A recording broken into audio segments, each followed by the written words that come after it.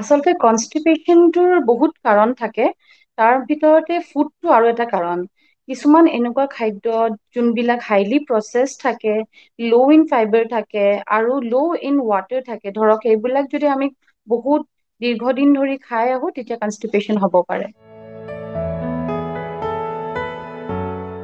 Highly processed food যোনবিলাক মানে হাই salt contain কৰে, হাই ফেট কণ্টেইন কৰে, ৰেড মিট এক্সেট্ৰা, আৰু কিছুমান ফুড যোনবিলাকত লেক্ট'জ কণ্টেইনটো হাই থাকে কনষ্টিপেশ্যন কজ কৰিব পাৰে।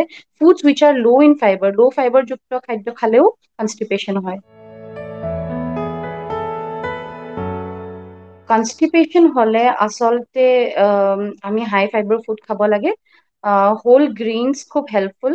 ফ্ৰুটছ ভেজিটেবলছ খাব লাগে যোনবিলাক ফাইবাৰযুক্ত হয়। আৰু তাৰ লগতে এটা বস্তু খুব ইম্পৰ্টেণ্ট, হাইড্ৰেশ্যনটো বহুত ইম্পৰ্টেণ্ট। পানী কমকৈ খালেও কনষ্টিপেশ্যন হয়, সেইকাৰণে আমি দিনটোত 2.5 to 3 লিটাৰ্ছ পানী খাব লাগে। আৰু এইটো এনেকুৱা নহয় যে 2 লিটাৰ পানী খাব লাগে, আমি একেলগে 2 লিটাৰ পানী খাই দিম। It should be well divided in the entire day. গোটেই দিনটোৰ ভিতৰত অলপ অলপকৈ পানী খাই থাকিব লাগে। এতিয়া মই যেতিয়া পানী খাই থাকিব লাগে বুলি কওঁ, আমি প্লেইন ৱাটাৰটো খাবলৈ কিছুমানে বেয়াও পায়। In that case fruit juice খাব পাৰে কিছুমান। নাৰিকল পানীটো এটা খুব ধুনীয়া অপশ্যন, ইলেক্ট্ৰলাইটছো থাকে। আৰু কিছুমান হাৰ্বেল টি খাব পাৰে। তাৰ লগতে পানী যেতিয়া খাম বুলি কওঁ, পানীটো ঠাণ্ডা পানী খোৱাতকে লিউকৱাৰ্ম বা অকমান কুহুমীয়া গৰম পানী খালে আৰু ভাল। এলং উইথ ডেট অকমান আমি মুভমেন্ট কৰিব লাগে বা অকমান এক্সাৰচাইজ কৰিব লাগে, সেইটো কনষ্টিপেশ্যনত হেল্প কৰে। তাৰ লগতে আৰু এটা সৰু পইণ্ট আমি কনচিডাৰ কৰিব লাগে, ভাল খাদ্য লগতে প্ৰপাৰ হাইড্ৰেশ্যন আৰু ৰেষ্ট আৰু শ্লিপটো খুব ইম্পৰ্টেণ্ট। আমি যদি কম সময় শুওঁ বা খুব ষ্ট্ৰেছ লৈ থাকো বা আমি ভালদৰে ৰেষ্ট নাপাওঁ, তেতিয়াও কনষ্টিপেশ্যন হয়। সেইকাৰণে এই গোটেই তিনিওটা বস্তু যদি আমি বেলেঞ্চ কৰি লৈ যাওঁ, ধৰক ভাল খাদ্য এটা খাইছো, খুব ধুনীয়াকে নিজৰ পানী এমাউন্টটো মেইনটেইন কৰিছো, 2 to 2.5 লিটাৰ্ছ পানী, আপ টু 3 লিটাৰ্ছ পানী আমি দিনটোত খাইছো, আৰু ভাল এটা time, may be 8 hours of good sleep. আমি আৰু এই গুড শ্লিপ বুলি যেতিয়া কওঁ, এনেকুৱা নহয় যে মই দিনত 8 ঘন্টা শুলো, মই ৰাতি সাৰ পাই থাকিলো, সেইটো হলে নহব। আমি সময়ত খাব লাগিব আৰু সময়ত শুব লাগিব, তেতিয়াহে বডিটো ষ্টেবল হৈ থাকিব, তেতিয়া এনেকুৱা ধৰণৰ প্ৰব্লেমছ বিলাকৰ পৰা আমি বাচি থাকিব পাৰিম। হোম ৰেমিডিজ বুলি একজেক্টলি তেনেকুৱা একো নাই। কিছুমান ফুড এনেকুৱা থাকে যোনবিলাক নেচাৰেল লেক্সিটিভ হিচাপে কাম কৰে।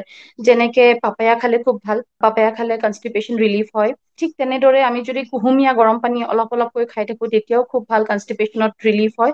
তাৰ লগতে আমি হাই ফাইবাৰ ফুড খাব লাগে। ফ্ৰুটছত ভাল ফাইবাৰ থাকে, গুড এমাউণ্ট অফ ফাইবাৰ, ভেজিটেবলছত very good amount of fibre থাকে, আৰু হোল গ্ৰেইনছ খাব লাগে। আমি ৰিফাইণ্ড গ্ৰেইনছ খোৱাতকে বা ৰিফাইণ্ড ফ্ল'ৰ খোৱাতকে আমি হোল ফ্ল'ৰ যদি চুইচ কৰো, আমি ভাল এমাউণ্ট অফ ফাইবাৰ পাওঁ, তেতিয়া আমাৰ গাট হেল্থটো ভাল হৈ থাকে, লগতে কনষ্টিপেশ্যনটো নহয় মানুহৰ, বা কনষ্টিপেশ্যনটো প্ৰিভেন্ট কৰিব পাৰে। কনষ্টিপেশ্যন হলে আমি খুব বেছিকৈ পানী খাব লাগে, এইটো মই জনাইছোৱে আগতে। তাৰ লগতে আৰু এনেকুৱা কি খাব পাৰে কনষ্টিপেশ্যনত, নাৰিকল পানী খাব পাৰে, কিছুমান ফ্ৰুট জুচ খাব পাৰে, যেনেকে লেমন জুচ হওক বা অৰেঞ্জ জুচ হওক, এপল জুচ খাব পাৰে, আৰু হাৰ্বেল টি খাব পাৰে। হাৰ্বেল টিটো খুব মানে ৰিলিফ কৰে, কাৰণ কি হয়, টি বুলি কোৱাৰ লগে লগে বস্তুটো গৰম হৈ থাকে, গৰম পানী ঠাণ্ডা পানীতকৈ বেছি ভাল। তেনেকে যদি আমি কিছুমান ভাল হাৰ্বছ দি পেলাই হাৰ্বেল টি খাব পাৰো বা নেচাৰেল টি খাব পাৰো, সেইটো কনষ্টিপেশ্যনত ৰিলিফ কৰে। আমাৰ এনেকুৱা হয় যে খুব দীঘলীয়া সময়ৰ কাৰণে আমি অকল ঠাণ্ডা পানীয়ে বা অকল প্লেইন পানীয়ে খাই থাকিবলৈ মন নাযায়, বা খাই থাকি পেলাই ভাল নালাগে। In that case we can use different kind of fluids, like herbal teas or one good option.